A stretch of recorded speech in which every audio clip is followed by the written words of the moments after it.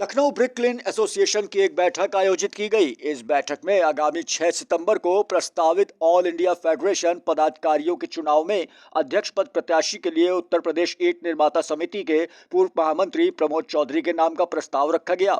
साथ ही मतदाता सूची में उनका नाम सम्मिलित करने व all India brick and tile manufacturers federation में शामिल करने के लिए निवेदन किया गया।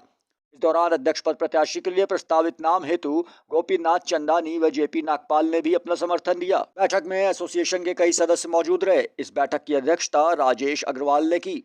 वहीं आगामी चुनाव को लेकर खासी गर्मागर्मी भी बनी हुई है। दरअसल चुनाव को लेकर उत्तर प्रदेश ईंट निर्माता समिति द्वारा जो वोटर लिस्ट जारी की गई है उसमें धांधली किए जाने की बात सामने आई है, जिसके बाद कई जिलों के पदाधिकारियों में रोष व्याप्त है। उनका कहना है कि नियमों और कानून को ताक पर रखकर ये वोटर लिस्ट तैयार की गई है। संस्था के बायलॉज के मुताबिक जिस जिले में 100 मेंबर हैं वहां एक वोट बनाने का नियम था, लेकिन समिति द्वारा जारी लिस्ट में 100 से कम मेंबर वाले जिलों में वोट तो बनाए ही गए हैं। साथ ही जिन जिलों में एक भी मेंबर नहीं है वहां भी वोट बना दिए गए हैं। ये बात उजागर होने के बाद उत्तर प्रदेश ईंट निर्माता समिति में खासी हलचल का माहौल बन गया है। कई जिलों से समिति के पदाधिकारियों द्वारा इस वोटर लिस्ट का जबरदस्त विरोध किया जा रहा है। वोटर लिस्ट में की गई इस धांधली के बाद अब कई जिलों के पदाधिकारी कोर्ट तक जाने की बात कर रहे हैं। वहीं समिति के 2007 से 2010 तक अध्यक्ष रहे कमलाकांत पांडे ने बताया कि वर्ष 2016 में रजिस्ट्रार ने इस सोसाइटी को कालातीत घोषित कर दिया था। इस पूरे मामले में एबी न्यूज ने उत्तर प्रदेश ईंट निर्माता समिति के राष्ट्रीय महामंत्री विजय गोयल, प्रदेश अध्यक्ष ओमवीर भाटी और पूर्व अध्यक्ष कमलाकांत पांडे से बात की। आप भी सुनिए उन्होंने क्या कुछ कहा है। हेलो। हाँ जी। हाँ, विजय गोयल जी बोल रहे हैं? जी बोल रहा हूँ। हाँ सर, मैं एबी न्यूज इंडिया से बोल रहा था। जी जी जी, आपके यहाँ सर ऑल इंडिया के चुनाव होने जा रहे हैं 6 तारीख में। जी बोलिए। हाँ जी। अच्छा जी, तो उसमें अध्यक्ष, महामंत्री और कोषाध्यक्ष पद के लिए हो रहे हैं सर, कि केवल अध्यक्ष पद के लिए है? अध्यक्ष, महामंत्री, कोषाध्यक्ष 3 पद का होता है। तीनों पद के लिए हो रहा है। अच्छा जी, ऐसा यूपी में हमारे संविधान में है जो 100 जगह मेंबर हैं। हाँ, उनके ऊपर 100 पे 1। अच्छा, जैसे इनके फैजाबाद में 165 मेंबर पे जो 5 वोट बनाए गए हैं वो किस हिसाब से है सर? अब ये तो जाने यूपी वालों को 2000 के बनाने पड़ते हैं, कहीं कम है कहीं ज्यादा है।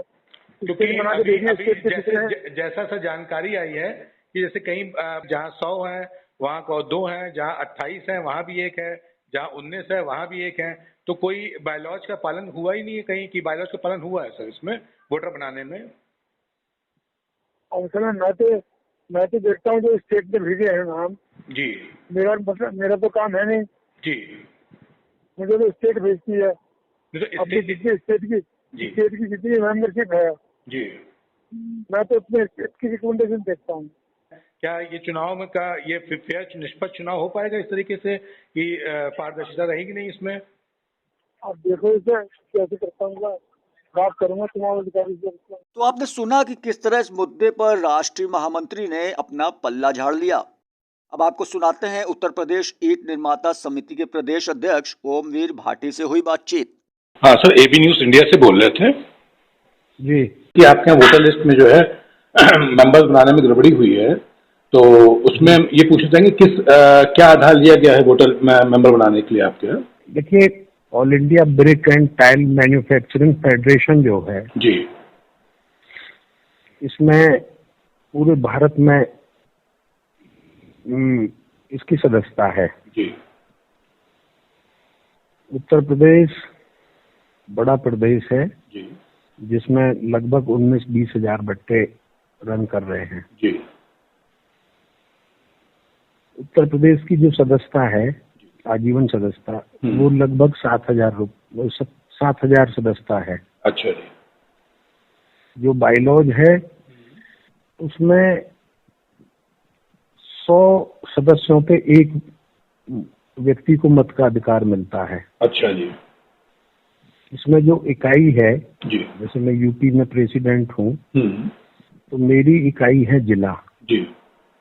यदि यूपी में कोई चुनाव संपन्न होता है जी, तो उसमें जो 20 सदस्य हैं आजीवन, उनपे एक मत का अधिकार मिलेगा जिले को। अच्छा जी। तो मैं जैसे सपोज गौतम बुद्ध नगर को मैं बिलोंग करता हूँ तो मेरे यहाँ 140-45 भट्टे सदस्य हैं। जी। तो मुझे 20 के हिसाब से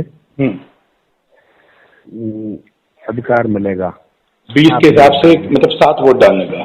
7 वोट डालने का जी। इसी तरीके से ऑल इंडिया के बायलॉज में 100 सदस्यों पे 1 मत मिलेगा। अच्छा। जो ऑल इंडिया की पोजीशन है उसमें 6700 सदस्य थे यूपी के। जी। कुछ सदस्य और बढ़े तो 69 वोट का अधिकार मिला यूपी को। जी। 3 वोट का अधिकार तमिलनाडु को है। अच्छा। 10 वोट का अधिकार पंजाब को है। जी।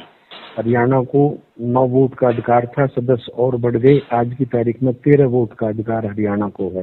जी। राजस्थान के 400 सदस्य हैं, 4 वोट का अधिकार। अच्छा सर, यूपी में जैसा जानकारी मिल रही है कि हरदोई में, बाराबंकी में जैसे इलाहाबाद में 265 मेंबर हैं, वहाँ पे शायद 2 वोट आपका दिया गया है। ठीक है, तो 100 के हिसाब से आंकड़ा सही चल रहा है।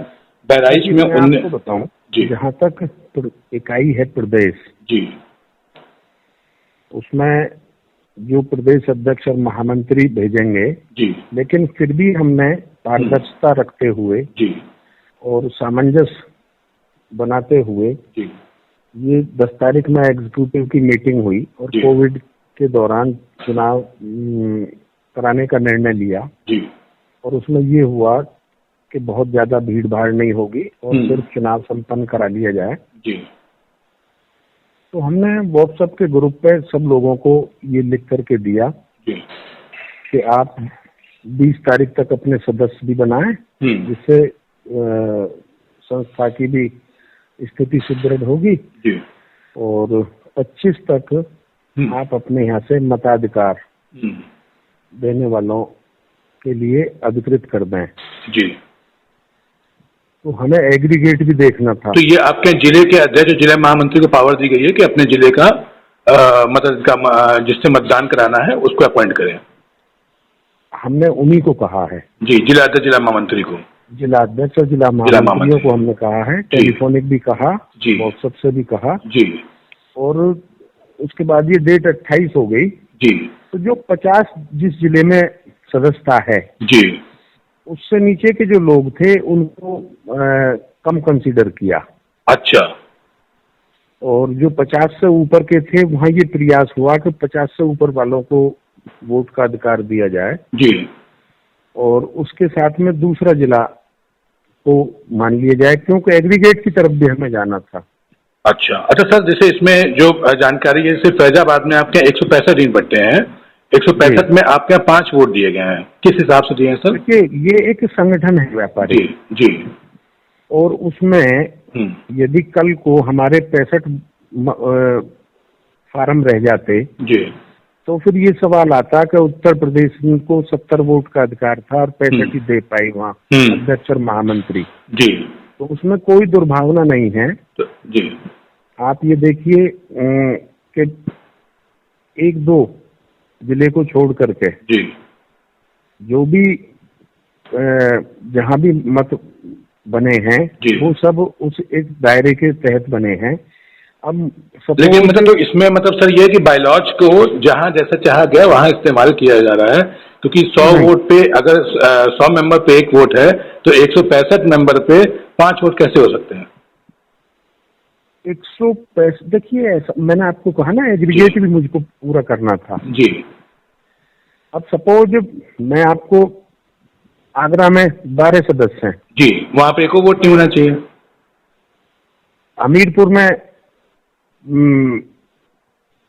6 सदस्य हैं, बांदा में जी, झांसी में कहीं पे मेन औरैया जिला है, एक भी सदस्य नहीं है। जी जी, कुछ जिले ऐसे हैं जो बड़े जिले थे जिनसे जिला दूसरे कट के बने हैं। मुरादाबाद में आज भी 300 सदस्य हैं।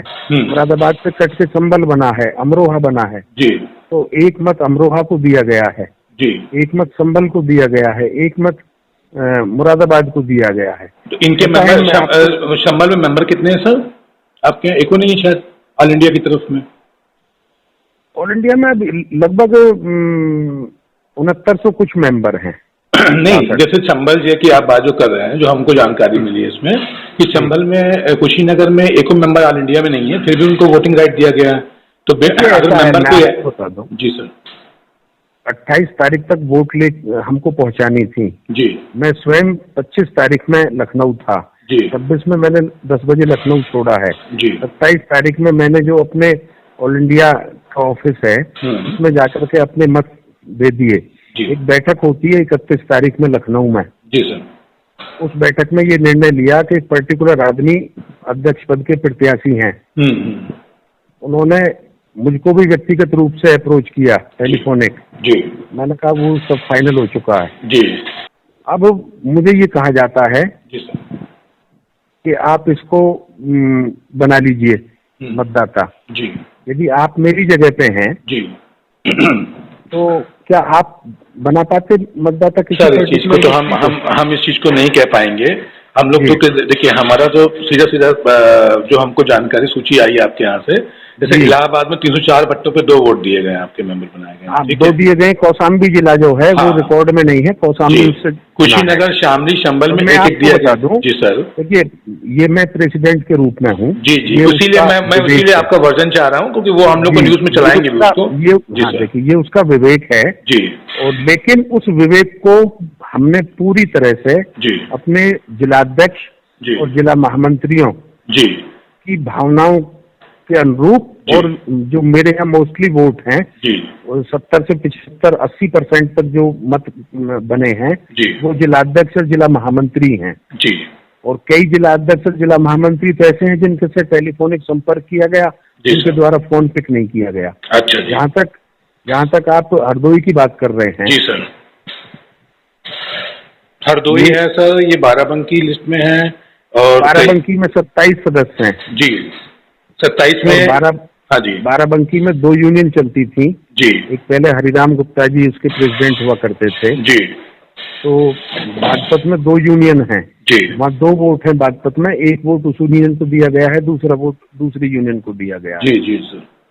तो उसमें कहीं ऐसा नहीं कि ये देखा गया हो। तो बाराबंकी में सर इसे 28 में 1 दिया गया, वोटिंग राइट दिया हुआ है, तो उस रेशियो में इलाहाबाद में 304 है, तो उसमें तो करीब 6 होने चाहिए।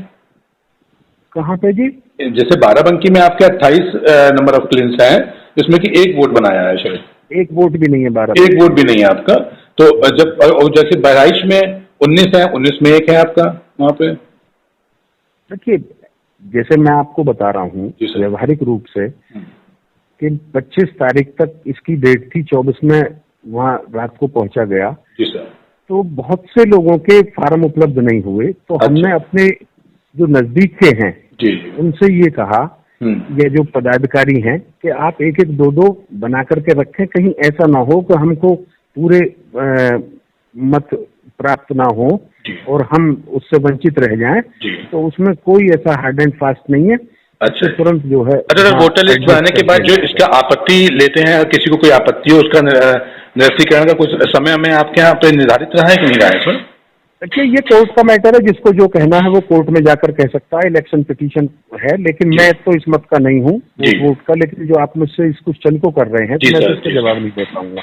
तो आपने सुना कि किस तरह प्रदेश अध्यक्ष 100 मेंबर्स पर 1 वोट वाली बात को घुमाते फिराते नजर आए। साथ ही वोटर लिस्ट पर आपत्ति लेने की बात पर उन्होंने साफ कह दिया कि जिसको आपत्ति हो वो कोर्ट जा सकता है। चलिए अब आपको सुनाते हैं पूर्व अध्यक्ष कमलाकांत पांडे की वो चौंकाने वाली बात, जिसमें उन्होंने बताया है कि 2016 में उनके द्वारा किए गए एक मुकदमे के बाद रजिस्ट्रार ने सोसाइटी को कालातीत घोषित कर दिया था। हेलो, हाँ सर, एबी न्यूज इंडिया से बोल रहे हैं। आप कमलाकांत पांडे जी बोल रहे हैं? हाँ जी। हाँ जी। अच्छा सर, ये बताइए, आपको जानकारी है कि आप लोगों के ऑल इंडिया के भी चुनाव होने वाले हैं 6 तारीख को, तो उसमें आपको जानकारी है उसके विषय में? जानकारी हमें थोड़ा बहुत तो लोगों से मिलती रहती है, हम तो बहुत दूर हट गए हैं। अच्छा। इन लोगों का ये हालत है। अब फैजाबाद से देखो ना, कितने मेंबर है, कितने वोट बना दिया। कितने बनारस से कितने मेंबर है, कितने वोट। फैजाबाद में कितने मेंबर उसी को वोटर बनाते हैं जो इनको वोट देता है। सर ये बताइए, तो इसमें क्या आप लोगों क्या जो बनारस में जो आपके मेंबर वोटर के हिसाब से हैं, तो क्या कम बनाए गए क्या? हाँ, वो उतने वोट बनाते हैं जो इनको मिलने वाला है। अच्छा जी। हाँ, बाकी वहां से वो जिले का काट देते हैं।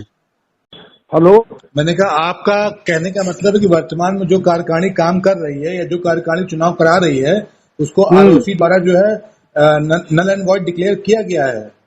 हाँ, वो पूरे उत्तर प्रदेश को 2016 में रजिस्ट्रार में इसलिए कालातीत घोषित कर दिया कि उन्होंने टाइम पर न तो चुनाव दिया, न हिसाब दिया, न रजिस्ट्रार को सूची दी, कोई काम नहीं किया, मनमानी करते हैं ये सब।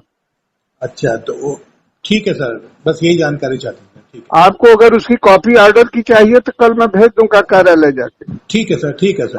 अब मैंने मुकदमा किया था, कोई और नहीं प्रदेश में, इसी अच्छा। सब जाति की वजह से, इन सबों के मनमानी पंथ है।